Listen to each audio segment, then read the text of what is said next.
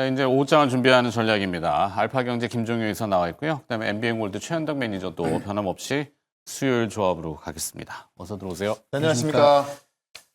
할 말도 없고 별로 할 거리도 없고 관세 뭐 얘기 너무 많이 다뤄가지고 어제 유럽연합은 미국한테 무관세 제한을 했던 모양이에요. 그랬더니 미국에서 그러면 한 515조 원 어치의 에너지 사면은 생각해 볼게라고 했단 말이에요.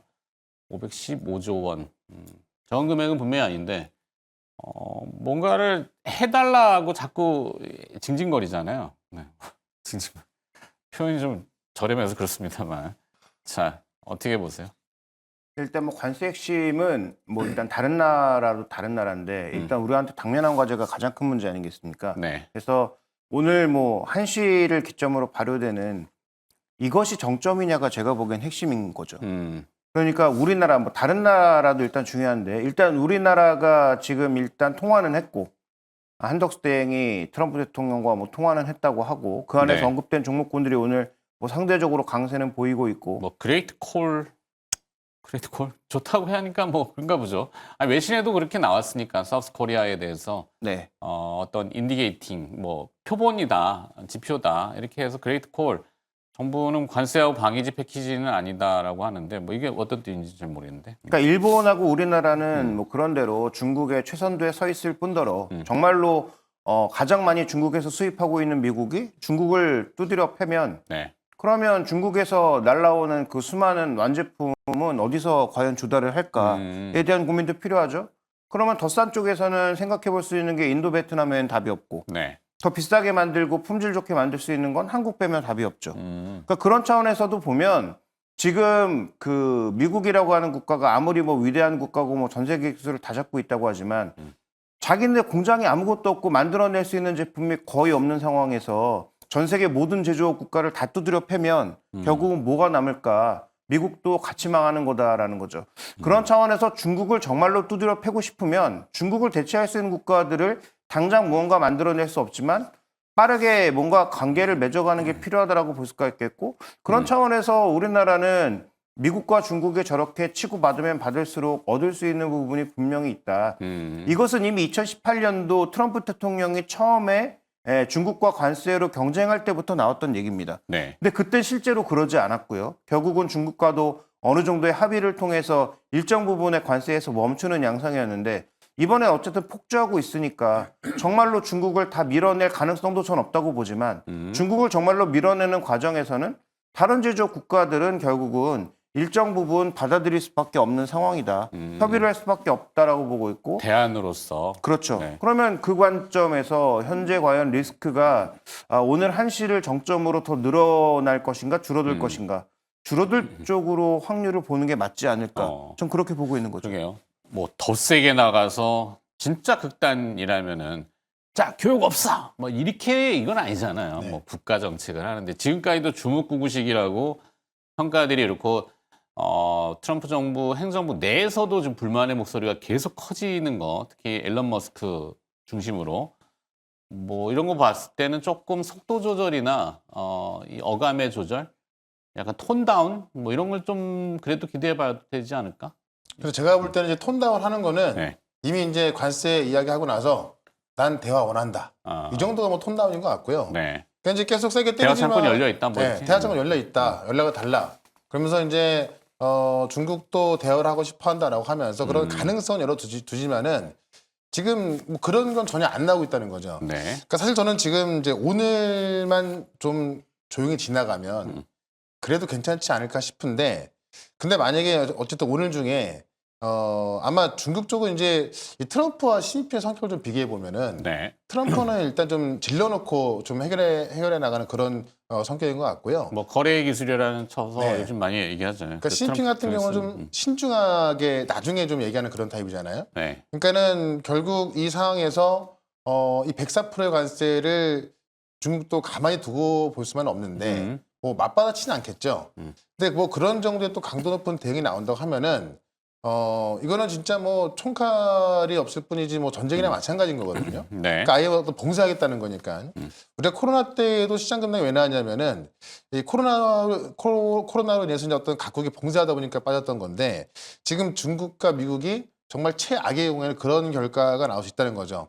다만 오늘 중에 별일 없이 지나간다면 아마도 이제 뭐 서로 신중하다는 것이기 때문에 어느 정도의 좀 그 관세율을 지금 이제 트럼프가 말하는 104% 이게 좀 낮아질 수 있는 그런 정도의 좀 협상의 실마리만 나온다 하더라도 네. 시장은 환호할 텐데 아직까지는 그런 가능성이 뭐 전혀 안 나오다 보니까 약간은 이제 좀 우리가 좀 긴장할 필요가 있을 것 같고 맥스 뭐 130%까지도 숫자를 거론하던데 네. 뭐 104%나 130%나 이제는 어감이 느껴지는 게 뭐 좀 네. 둔해지는 감도 없잖아요, 있어요. 물론 100에서 자 200% 이건 또 다르겠죠.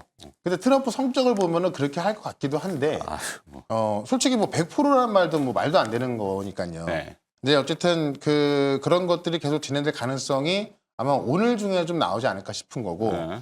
더 중요한 건 제가 볼 때는 그래 중국하고 미국하고는 그렇게 간다 치더라도 네. 유럽이 좀 협상 수준으로 가야 되는 건데 유럽도 지금 아무 얘기가 없잖아요. 그러니까 유럽도 지금 강공으로 나오진 않는 것 네. 같더라고요. 근데 이제 부가세 부분에 있어서 이제 어떤 그 핵심이 이기기 때문에 그 부분에 있어서 이제 아마 트럼프가 그럼 그만큼의 어떤 에너지 수입해라라고 했던 것 같은데 그 정도에서 이제 협상 수준으로 간다면은 네. 그러면 지금 무역 분쟁은 어쨌든 전 세계가 아니라 중국과 미국만 되는 거기 때문에 네. 중국과 미국과의 어떤 무역 전쟁은 강세로 진행이 되되 뭐 유럽부터 뭐 캐나다, 멕시코 또 우리하고 일본은 지금 뭐 아주 뭐 적정 협상을 하고 있는 거니까 그렇죠. 그 정도만 된다 하더라도 시장 안 도와지 않을까 합니다. 그런 관점에 있어서 일단 제가 볼 때는 중국도 중요합니다만은 유럽과의 협상 결과도 정말 중요할 것 같습니다. 네. 그 분위기가 독일은 조금 뭐 관세는 아니지만 강공간 미국에 맡겨놨던 금내 나라 뭐 이렇게 얘기는 했어요. 근데 유럽은 아직은 강공은 아니고 중국과의 걸 지켜보겠다인 것 같고 말씀하신 인도나 뭐 베트남이나 이런 동남아 라인들은 싸우고 싶지 않아. 우리는 그래도 뭔가 얘기를 할 거야. 그리고 일본은 날아갔고 이시바 총리, 미국 갔고 우리는 한덕수 총리 뭐 대통령 대행이 지금 뭐 통화했다고 하니까 요 아시아 라인들은 아까 말씀하신 대안으로서 조금 어떤 이게 만약에 단일화돼서 미국 대 전 세계 이렇게 되면은 이건 피곤하잖아요. 그렇죠. 네, 뭐 그럴 가능성은 뭐 상대적으로 낮은 게 일단 유럽은 중지를 모을 수 있을까?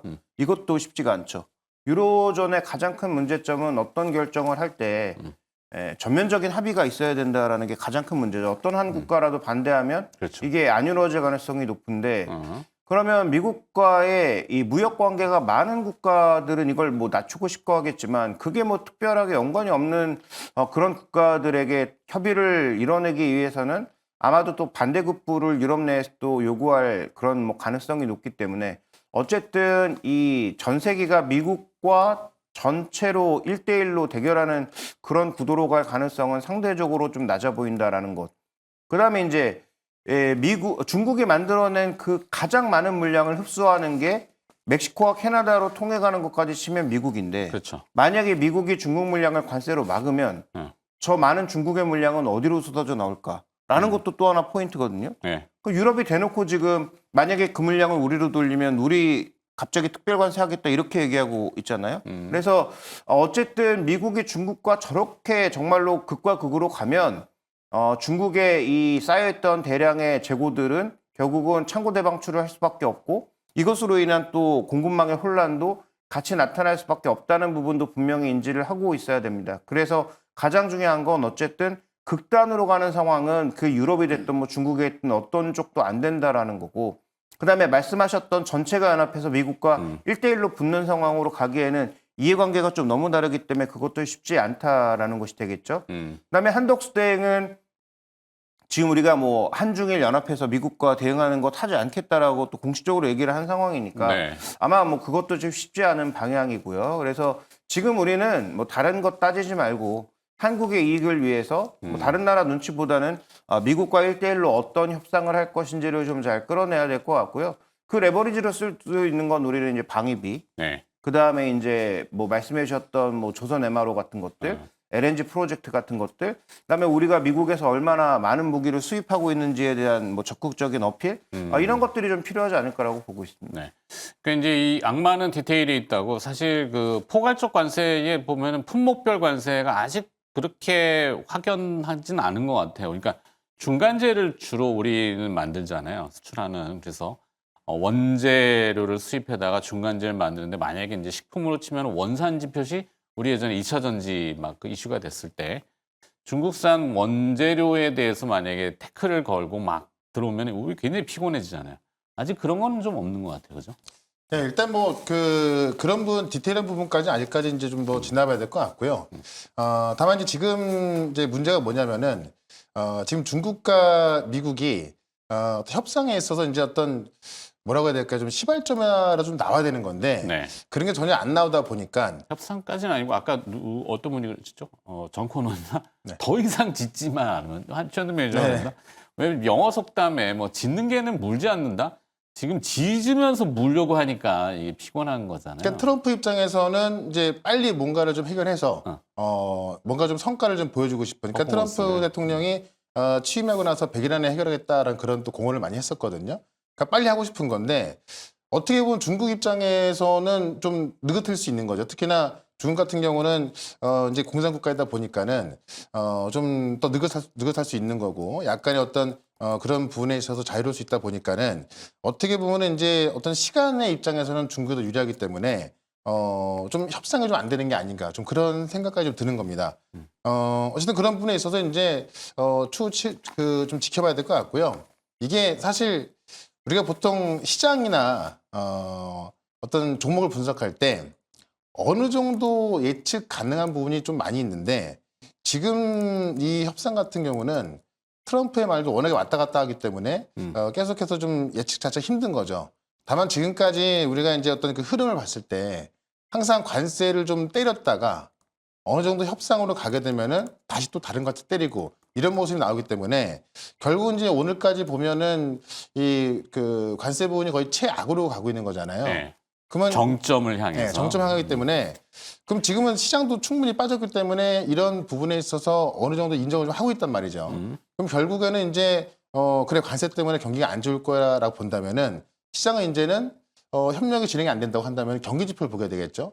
그 경기 지표를 갖고 진짜로 경기 침체가 되는지 안 되는지 그런 부분에 있어서 아마 우려감이 나올 것 같은데 일단 뭐 내일 CPI 보면은 또 어느 정도 답은 나올 것 같고 그런 부분에 있어서 당분간은 오늘 지나고 나면 오늘까지는 어쨌든 중국의 대응 여부가 중요할 것 같습니다만 큰 어떤 대응 없이 나온다 한다면은 앞으로는 이제 우리가 어떤 그 경기 지표를 좀 보면서 반등력을 봐야겠다라는 거고 특히나 지금 자리에서 우리가 저는 좀 이 말씀을 꼭 드리고 싶은데 큰 걱정보다는 네. 좀 약간의 희망을 갖고 보는 게 좋을 것 같은 게 결국은 이미 다 반영돼 있는 거거든요.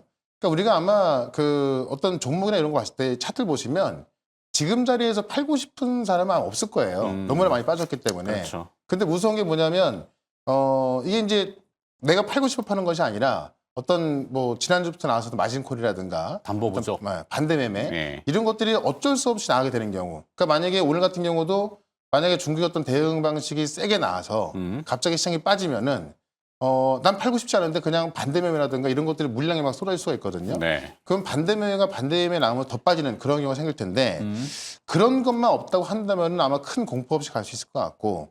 근데 사실 지난주부터 이제 어제 같은 경우도 어떤 가짜 뉴스로 인해서 네. 그런 부분이 좀 일부 해소가 됐기 때문에 저는 그런 미국에서는. 네, 미국에서는 그러니까 그런 부분에서 좀 긍정적인 부분을 볼 수 있어서 지금 정도에서 우리가 약간의 시간을 좀 두고 있으면은 그렇게 걱정할 부분은 아니라서 네. 지금 정도에서 좀 편안하게 좀 가져갔으면 좋겠다 이렇게 오케이. 좀 말씀을 드려보겠습니다. 그리고 우리가 이제 뭐 예측하면 다 틀리니까 뭔가 예측하는 게 굉장히 부담스럽지만 한 가지 이제 생각을 해보면 그러면 트럼프 대통령에게 남은 시간은 어느 정도일까에 대한 생각도 해봐야 되거든요. 네네네. 저는 2달, 3달 정도는 이런 관세와 관련된 강한 발언, 뭐 강한 액션 나올 수 있다고 봅니다. 네. 왜냐하면 기업들이 이미 우리나라 기업 실적에서도 확인되고 있지만 풀인 효과로 인해서 이미 재고를 2달에서 3달치 정도는 급한 것들은 확보하고 있거든요. 네. 이 주후반에 이제 물가지표 나오잖아요. 네. 뭐 아직 관세가 포함이 안 됐음에도 불구하고 그런 CPI, PPI가 미국에서 조금 높게 나오거나 자극을 받아서 미국 국채 금리가 올라간다든지 채권 가격은 떨어지겠지만 그러면 또 트럼프 입장에서 보면은 그닥 편치는 않을 것 같은데. 그렇죠. 금리를 낮추고 지금 재정 적자, 무역 적자 모두 낮추려고 하고 있는 건데 그렇죠. 금리가 높아지는 것을 당연히 좋아할 수는 없겠고 인플레가 그러면 압박하고. FOMC는 더 압박할 가능성이 높고 그다음에 지금 기업들은 여러 실물 지표들이 다 떨어지겠지만 실제로 이 2개월치 이상의 재고를 확보하고 있는 관점에서 보면 트럼프 대통령에게 남은 시간이 생각보다 그렇게 많지 않다라는 것을 고민해 볼 필요도 있습니다. 그래서 네. 트럼프 대통령도 뭐 중국과는 정말 뭐 강대강 대결을 해야 되기 때문에 중국과는 쉽게 협의할 가능성은 낮다라고 보지만 그 외 여타 국가들까지 모두 치고받고 싸우기에는 최근 우리가 미국의 본질을 보지 않았습니까? 네. 실제로 전쟁을 해봤더니 미국도 여러 국가와 동시다발적으로 전쟁하는 거 쉽지 않은 일이다라는 것을 우리가 확인을 했죠. 물론 미국이 전력을 쏟아부으면 여러 국가를 상대할 수 있겠지만 그건 미국이 앞으로 패권을 내려놓는다는 그런 방증 아니겠습니까? 그래서 미국이 현재의 지위를 유지하는 상황에서 여러 국가와 전쟁하는 게 어렵다라는 게 발견됐던 것처럼 무역 전쟁도 마찬가지다. 정말 이번에 중국을 누르기 위해서 하는 것이라면 여러 뭐 아시아와도 싸우고 뭐 중국과도 싸우고 뭐 일본 그다음에 유럽 다 싸우는 건 제가 보기엔 거의 가능성이 없기 때문에 네. 그런 관점에서 우리가 좀 접근을 해야 되지 않을까 봐야 될 것 같습니다. 자, 트럼프 대통령이 또 뭐 소셜을 통해서 여러 가지를 내뱉고 있는데 이렇게 표현한 것 같아요. 이제 우리가 갈취할 차례.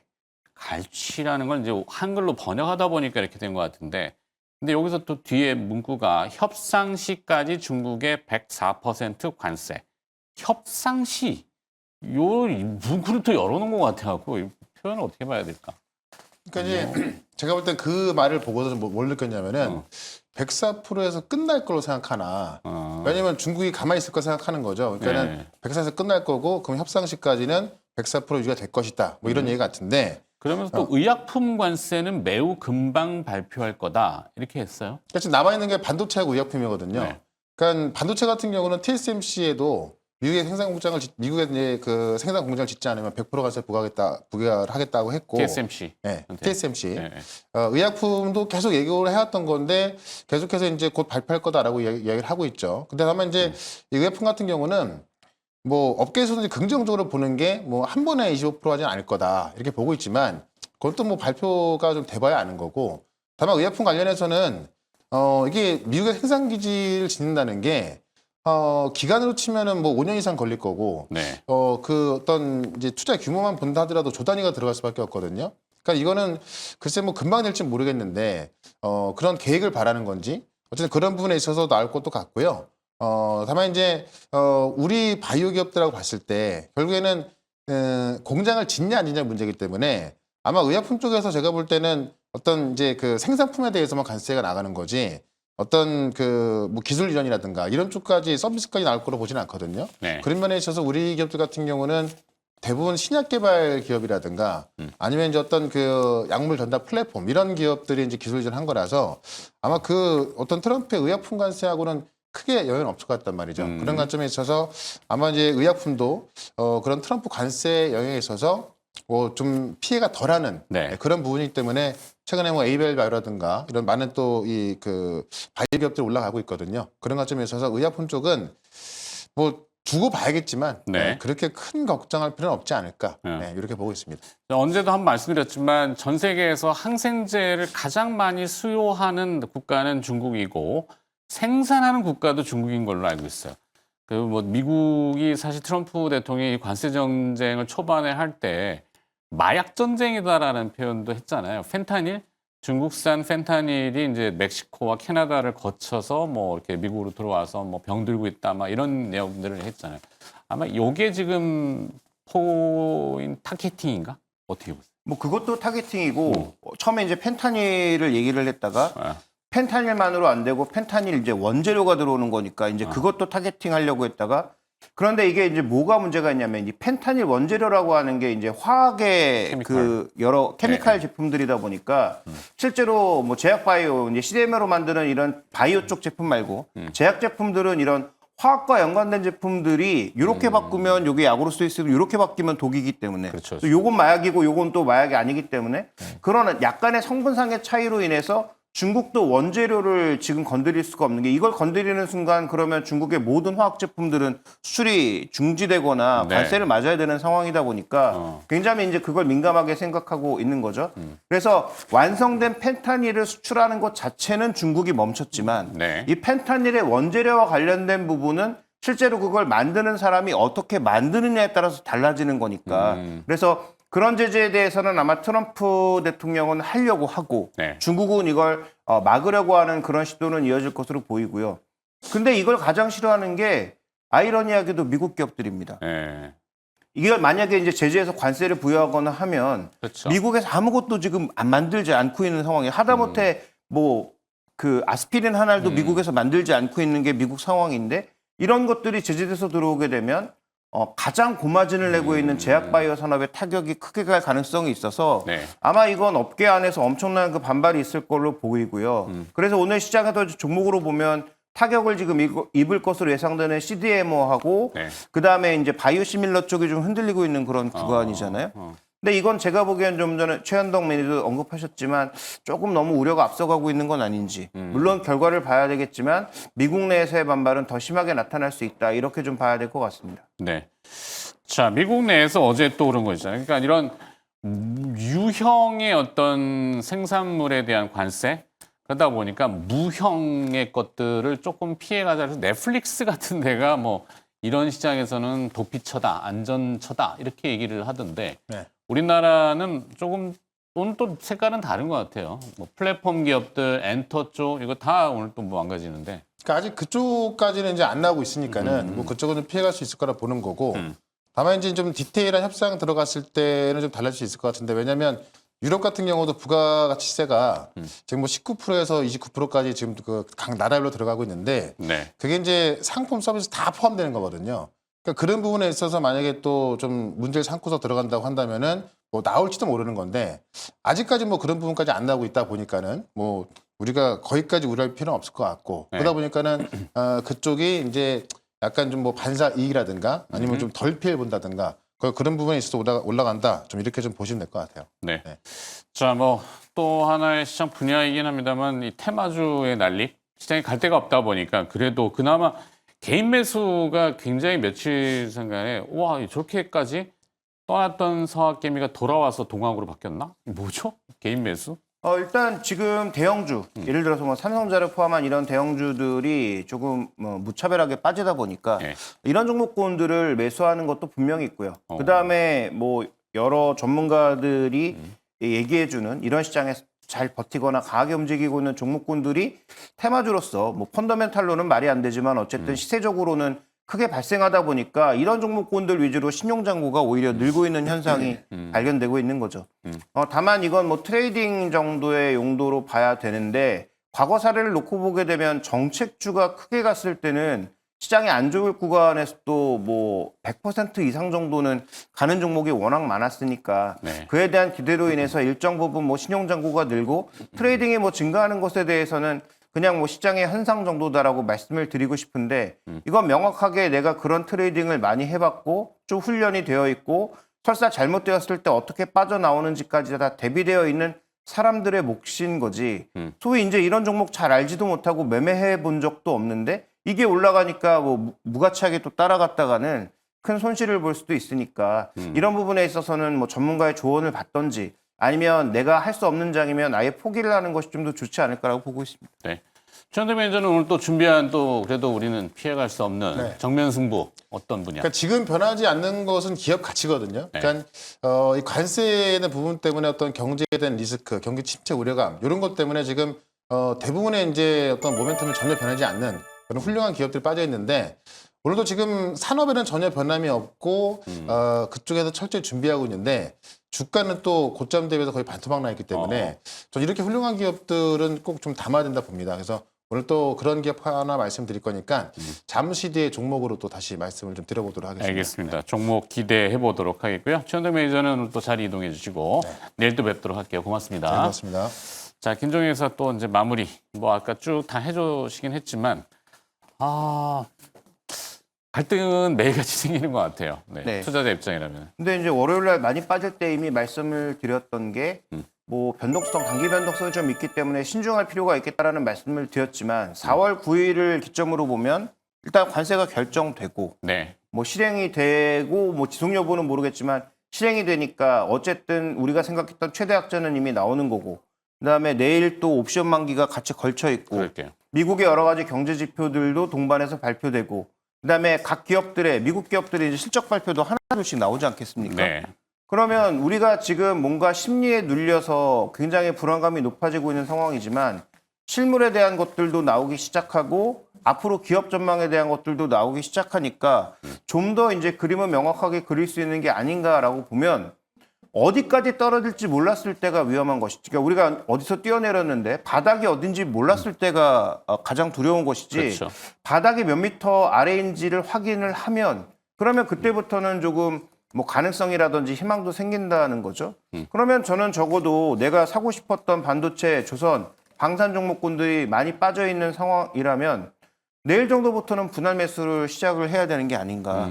그래서 저는 뭐 여전히 무게를 반도체 쪽으로 싣고 있지만 네. 뭐 조선방산을 포함해서 뭐 정책주로 나설 수 있는 그런 종목군들에 한해서도 살펴볼 필요가 있을 것 같고요. 또 하나 지금 트럼프 대통령이 어제 저녁에 또 행정명령 사인한 게 네. 석탄입니다. 석탄. 네, 어. 석탄 관련해서도 뭐 석탄 발전도 해야 되고 화력 발전도 해야 되고 석탄도 더 써야 되고 이런 우리가 생각하면 말도 안 되는 그런 행정명령에 서명을 했거든요. 그러면 우리나라 종목군들 중에서 미국에 수출하고 있는 보일러 관련주라든지 네. 그다음에 뭐 이런 석탄화력 관련된 종목군들에 대해서도 한 번 정도는 뭐 미국이나 우리나라에도 좀 돌아봐야 되지 않을까도 보고 있습니다. 투자 아이디어네요. 알겠습니다. 자, 오늘 여기까지 듣도록 할게요. 알파경제 김종효 인사로부터 오후장을 준비하는 디펜스 전략 들어봤습니다. 고맙습니다.